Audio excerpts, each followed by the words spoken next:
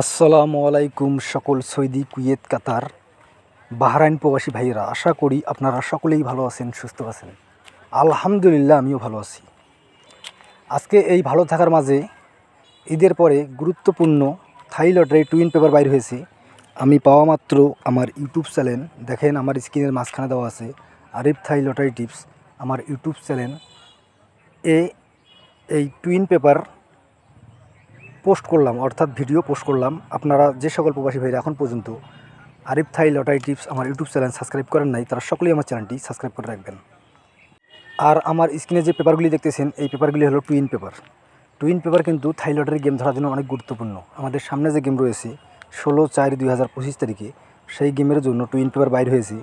আমি পাওয়া মাত্র আমার ইউটিউব চ্যানেলে এই পেপারগুলি পোস্ট করলাম। আপনারা যে সকল প্রবাসী ভাইরা এখন পর্যন্ত টুইন পেপার পাননি, তারা এই ভিডিও থেকে নিজ নিজ দায়িত্বে সংগ্রহ করবেন।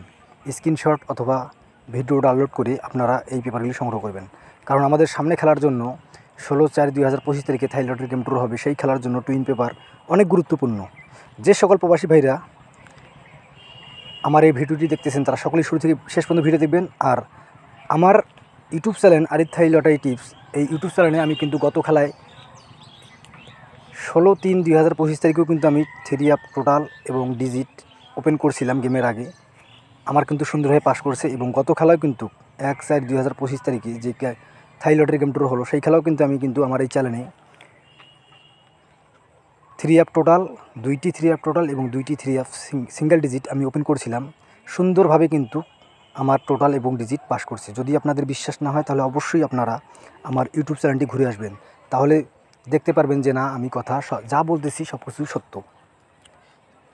আর যারা এই ভিডিওটি দেখতেছেন, তারা সকলেই শুরু থেকে শেষ পর্যন্ত ভিডিও দেখবেন এবং নিজ নিজ দায়িত্বে এই পেপারগুলি সংগ্রহ করবেন।